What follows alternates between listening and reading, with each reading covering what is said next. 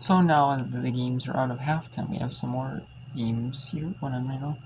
We have Division 3 quarters. Johns Hopkins leading Mary Hardin Baylor from Texas 17-7 with nearing the 8-minute mark in this third quarter.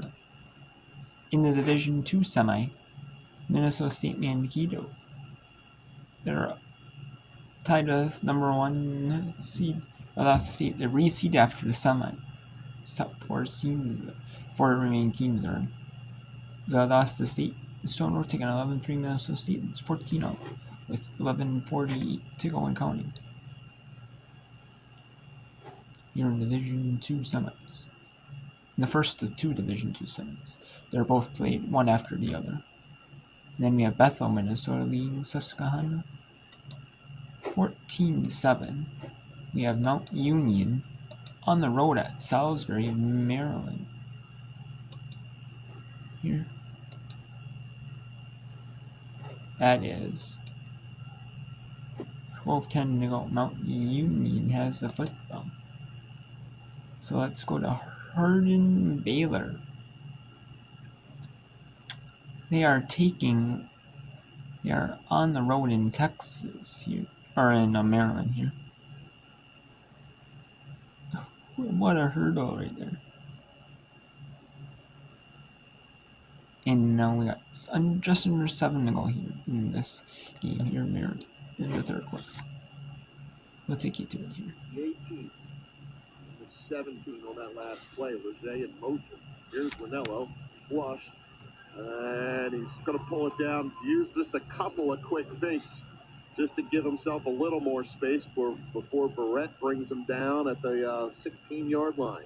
And it's a good job of discipline by this Crew defense. They know James Ranello is a threat with his legs. They haven't been as much of a factor in the postseason, but Mary Hardin Baylor doing a good job taking that away. They were spying him that time with Joey Verrett.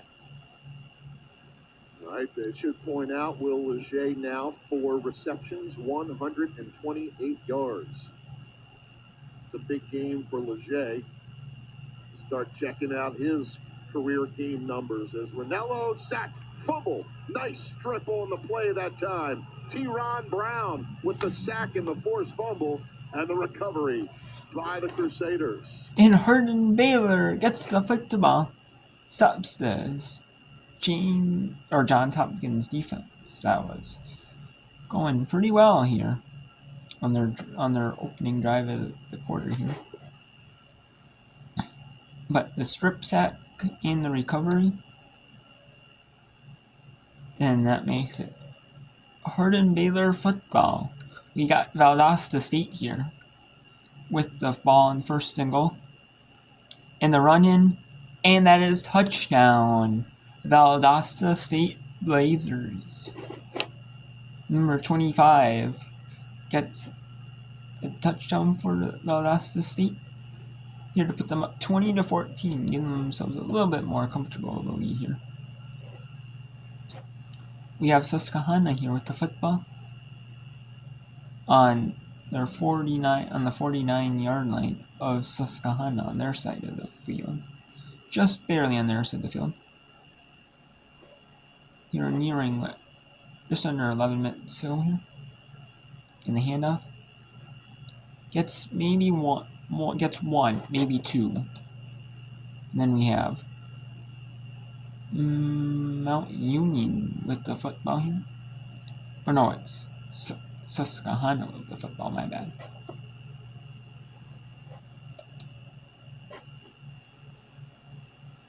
And we have a flag here in Hardin Baylor. Let's actually go back to Hopkins here. See if Hardin Baylor can get the football in the end zone, which they can't afford to not have the football in the end zone here.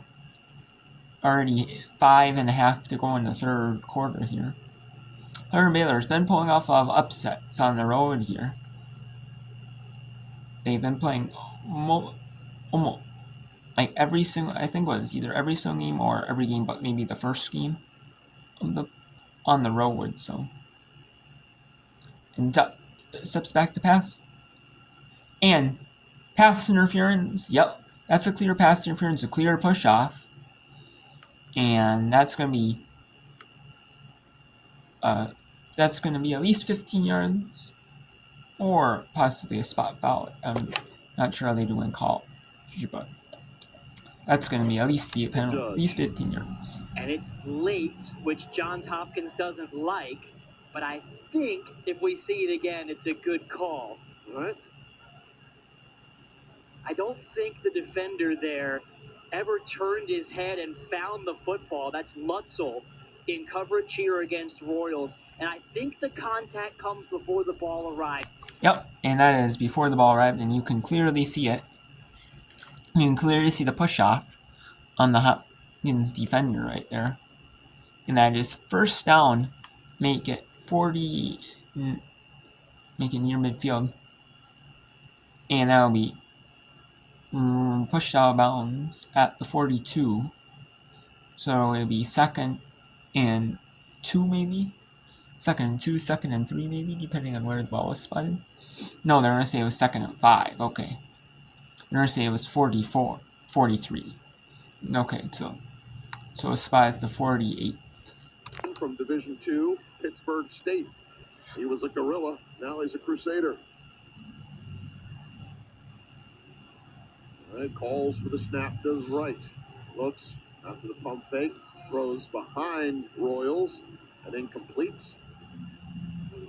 Myler Royals, 6'5" junior from Abilene, who went to Texas Tech originally, and now back around the home area with Mary Hardin Baylor. On that last play, Xavier Newell just rushed that throw a little bit. His pressure off that left edge might have forced the timing to be thrown off on that occasion. 3rd down and 5. Here from the 43-yard line.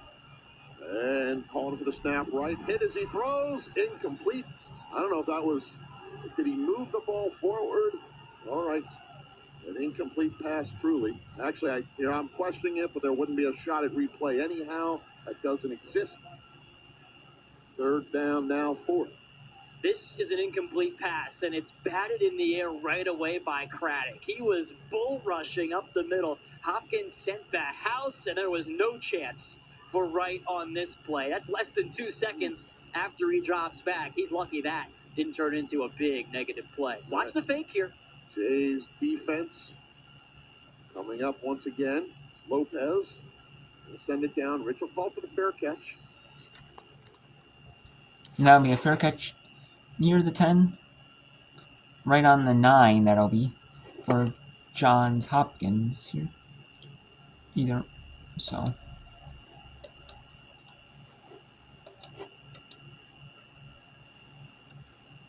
So now we have Susquehanna here. Or tied actually with Bethel, Minnesota. 14 all here.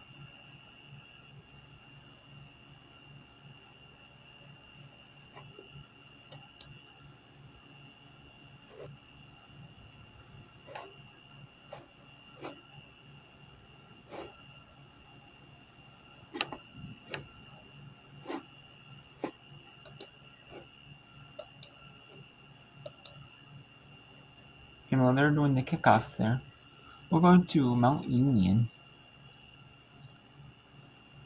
As Mount Union has the football on their 30 on 2nd down. And that is stopped a little bit short, about 3rd and 2, 3rd and 3 here. And we'll see on the replay here.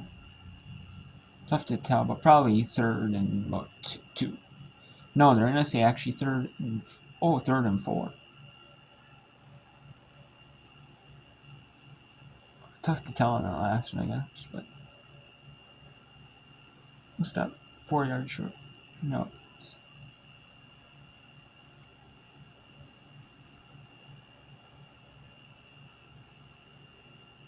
And now fakes the pitch and is dropped. And the sack fumble No, they're gonna say he was down by contact. Quarterback was down by contact. And yes, yeah, it was down. But still, a big time sack right there on the 3rd and 4 to force the punt. Force the punter to come up.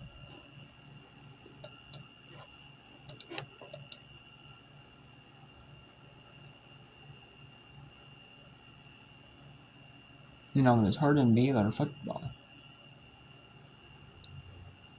Here. You know, in this one. Keep going back to this, but there is some excitement here. And no, incomplete. 3rd down and 6. And with 3.5 to go, Marion Baylor has come away with at least 3 here on this drive, which they're in field goal range. Like they're inside their own. They're inside the 20 on the 13-yard line. So it would be like 30-yard kick, around like a 30-yard kick, 30 yards or less. But want to get more, obviously. And that's thrown. Ooh, that looked like kind of like a dangerous play right there.